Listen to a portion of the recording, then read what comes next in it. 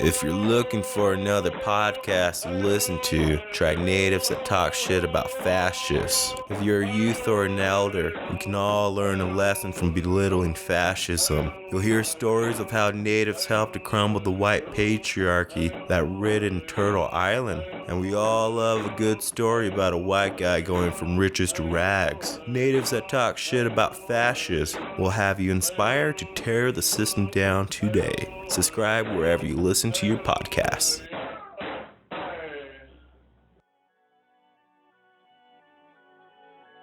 Welcome to Chinook Jargon from KETP out on the Shoalwater Bay Reservation. I am he with many words. Today we have a story from inside the home of one of our elders about a teaching his father told to him that his father heard from his father that his uncle had been told. It's a story of love and loss. A lesson to learn from our dear friend, Coyote. There's a real popular rock that all the Euro-Americans, that's what I like to call them. I don't like saying white people no more. They're trying to separate themselves by color and need to be reminded of where they come from. I'd really like to call them stupid dumbasses, but that one gets me into trouble. The older I get, the slower my horse can get away. This is Elder Charlie. He's been a storyteller and keeper of knowledge of the traditional ways for his people in Tokeland, Washington on the Shoalwater Bay Reservation. For the last 40 years of his life, he's been invited to tell stories to local schools and has even been hired by celebrities as entertainment at Hollywood's most exclusive movie premiere after parties. Not all of them wanted me to entertain at those parties. Some of them are real lost souls, lonely. Need an old Indian like me to tell them bedtime stories till they slip off into the sleeping world. This evening, we join him and his nephew for a traditional oral story. As I was saying, this is a story about a sacred rock to us river Indians of the mouth of the Columbia. Uncle, this ain't the story about you running down Eagle Hill and kicking that boulder at the end and breaking your foot, is it? No, nephew, shh, listen. Maybe you'll learn something. There's a rock that Euro-Americans like to take photos of. They don't really even know what they're taking pictures of. Ooh, shapeshifter, huh? No. This is a different type of energy. The spirit is not one to ignore. Who is it, Uncle? I'm trying to tell you. Hold on. Shh. Us Chinooks, we're real long-winded, so be patient. Okay.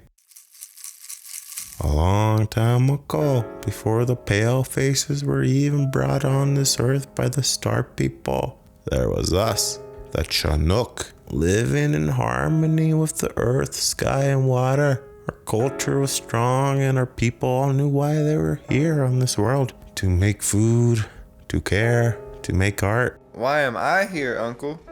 You're here to listen and tell me, huh? We all knew why we were here, right? To make canoes, to sing, and some of us to be lovers. Ooh, whatever it is you're here for, you make sure to be the best at that you can be. I want you to remember something, nephew. You can be the best, but you can't be better than anyone else. That don't make sense. Who told you that?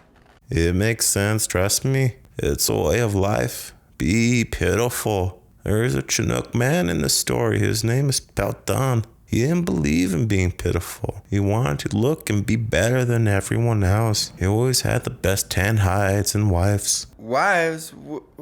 How many wives did he have? Something like 5. Us Indians, we do everything odd, nephew. And 5 is a powerful number. To some Euro-Americans, having more than one wife is wrong. But they don't know nothing about building community. And we like to share. How many wives have you had? Not enough. Those ways are long gone now, nephew. Went away with the longhouse. So there was this Chinook man, Pelton, and one day he's walking down the Columbia and he comes across a narrow path in the river where his tribe, the Wakayakam, was across from the Kaflamet. All Chinooks, just some prefer the south side than the north. So he's out there one day, right? And suddenly, bam! A face so beautiful he instantly falls in love. He sees a woman from across the river, absolutely gorgeous. He's never seen pretty like this before. Long black hair, skin as brown as the sand, knockout. She stood there on the other side of the river, looking right back at him, and raises her arm in greeting. This was a good sign for Pelton to know that she was interested. He raises his arms and greets her as loud as he can, but the river in between them runs too fast. It's too loud, she can't hear him. Was he using his longhouse voice? He sure was, giving it all he could.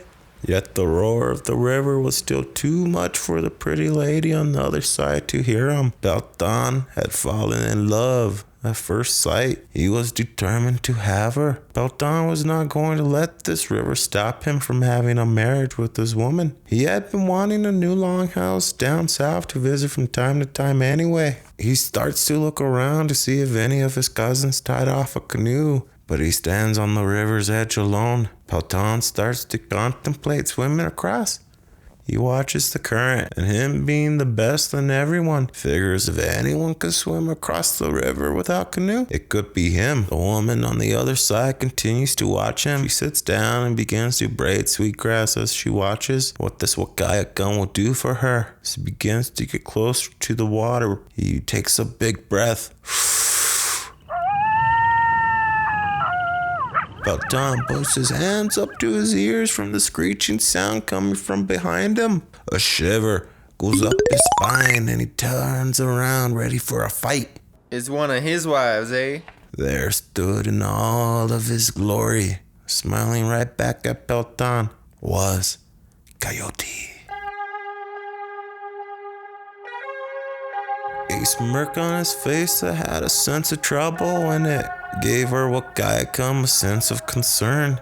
He knows of Coyote and his trickery, but has never came upon him this close before in his life. Go away, Coyote, go, said Pelton. But Coyote just kept on smirking. Hey, human, you trying to swim across that river? Coyote snarled. Well, if I was, Pelton said as he took a couple steps back closer to the river. Oh shit, face off. Coyote gets up on his hind legs and stands up tall enough to look across the river. He sees the beautiful woman watching back. After another wife, aren't you? Do you think you're strong enough to beat the river? No one's done it without visiting the spirit world. Coyote says, if anyone could swim across, it's me. The Chinook says proudly with his chest out. Coyote is charmed by Pelton's foolishness. Human, I cannot let you go across. You have too many children back home. They need you. You are the pillar to that family, and if you try to cross this river, you will not be around to be there for them. Pelton looked back at the beautiful woman across the river. With this wife, I will stand as strong as any pillar.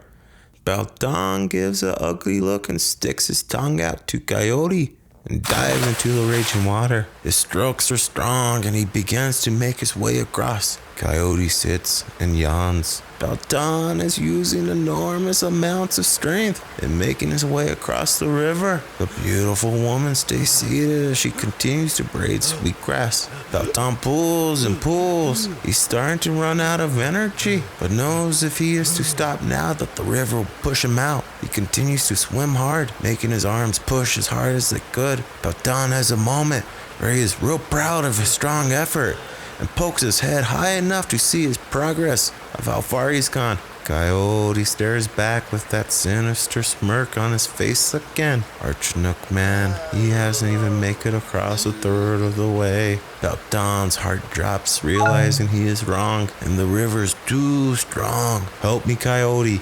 I need to get back on land to be the pillar of my family. Help me. Pelton splashes around, trying to make his way back. Coyote yells back, you wish for me to help you so you can continue to be the pillar for your family? Yes, please help me, Coyote. Pelton yelps out, struggling to keep his head up. Coyote's smirk drops as his eyes become fixed on Pelton. He lets out a deafening howl. Pelton sees the water around himself begin to lower. He begins to rise up out of the water, higher and higher away from the current that had him close to death. He stands tall above the river and he begins to catch his breath. Coyote has him suspended in midair. If you want to be a pillar human, I shall make you what you asked for. The coyote lets out another howl. Baltan's body becomes paralyzed and his legs begin to extend downwards, being stretched out and pulled until they meet the water. Baltan cries out in fear as he sees his legs being pulled down to the bottom of the river. He stands 50 feet tall and begins to turn into rock. His head becomes of the earth first, letting out one last scream. Down to his shoulders and hips he turns to rock, sealing off his fate as his feet become grounded to the riverbed. Coyote smirk comes back to his face as he's in awe over his new creation, Pillar Rock.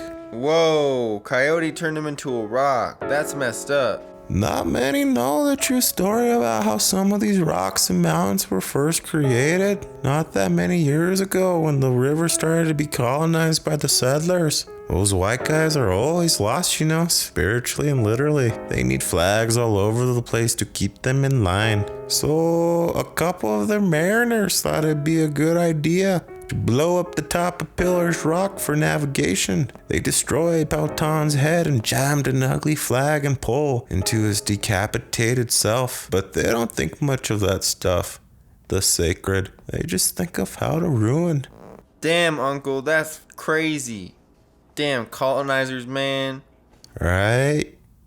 Okay. Well, I'm off to take a nap now, nephew. You mind pushing me back to my room? I need to go lay down. Yeah, no problem. I like pushing you around, Uncle. Oh, shit. What the hell you mean by that, nephew?